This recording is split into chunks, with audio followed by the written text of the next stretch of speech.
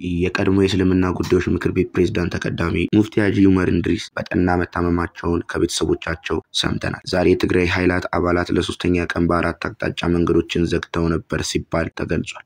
ፓኪስታንና አፍጋኒስታን የ48 ሰዓት የተኩስ አቁም ስምምነት አድርጓል።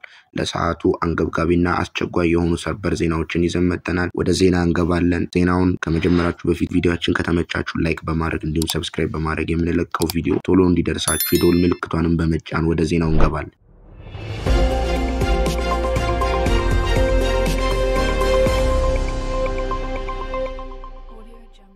የቀድሞ የኢትዮጵያ እስልምና ጉዳዮች ጠቅላይ ምክር ቤት ፕሬዝዳንት ተቀዳሚ ሙፍቲ ሀጂ ዑመር እንድሪስ በጠና መታመማቸውን ከቤተሰቦቻቸው ሰምተናል። ታላቁ የሃይማኖት አባት ሕክምናቸውን እዚሁ ሀገር ውስጥ በሚገኝ ሆስፒታል እየተከታተሉ እንደሚገኙ ነው የተገለጸው። የቀድሞ ሙፍቲ ሀጂ ዑመር እንድሪስ ከ2011 ጀምሮ የኢትዮጵያ እስልምና ጉዳዮች ጠቅላይ ምክር ቤት ፕሬዝዳንት በመሆን ለ3 ዓመታት መርተዋል። በሌላ ዜና ዛሬ የትግራይ ኃይል አባላት ለሶስተኛ ቀን በአራት አቅጣጫ መንገዶች ዘግተዋል።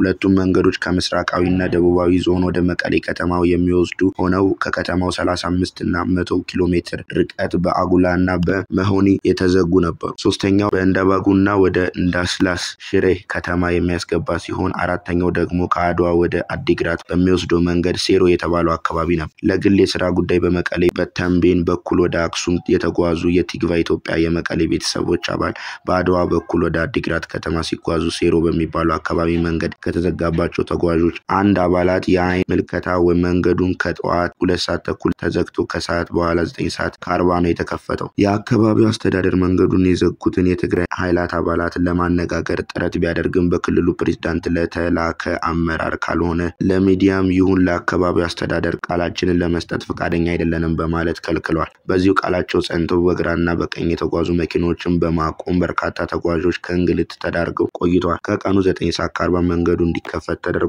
መንገዱም የተከፈተው በስልክ ተነጋግረው ካልሆነ በስተቀር ወደ ቦታው በአካል የመጣ የክልሉ ከፍተኛ አመራር እንደሌለ የቲግቫ ኢትዮጵያ የመቀሌ ቤተሰቦችን አረጋግጧል። ወደ መቀሌና ወደ እንዳስላስ ሽሬ ከተማ የሚያመራው ሶስቱ መንገዶች ከሰዓት በፊት ሲከፈቱ አባላችን የነበረበትን አቅጣጫ ከሰዓት በኋላ ነው የተከፈተው። የክልሉ ካቢኔ በመንግስት የኮሚኒኬሽን ቢሮ በኩል ጥቅምት 5 ቀን 2018 ዓ.ም ባወጣው መግለጫ የሰራዊቱ አባላት ያነሱትን የደሞዝ ጭማሪ የጥቅማ ጥቅም የመሬት ጥያቄ ለመመለስ የሚያስችል መመሪያ ለማውጣት ተዘጋጅተናል ሲሉ አስታውቀዋል። ፓኪስታንና አፍጋኒስታን የ48 ሰዓት የተኩስ አቁም ስምምነት አድርጓል። ሁለቱ ኃይሎች ማምሻቸውን ከፍተኛ የተኩስ ልውውጥ ካደረጉ በኋላ ለ2 ቀን የሚቆይ የተኩስ አቁም ስምምነት ማድረጋቸው ቲአርቲ ዘግቧል። በተኩስ ልውውጥ በርካታ ንጹሃን ወታደሮች ተገድለዋል። ፓኪስታን በካቡል በፈጸመችው ጥቃት ከ15 እስከ 20 የሚደርሱ የታሊባን ወታደሮችን መግደሏን ያሳወቀች ሲሆን ታሊባን በበኩሉ 12 ሲቪሎችን መግደላቸውንና ከ100 በላይ መቁሰላቸውን አሳውቃለች። ለዛሬ የነበረን ዜና ይህንን ይመስላል።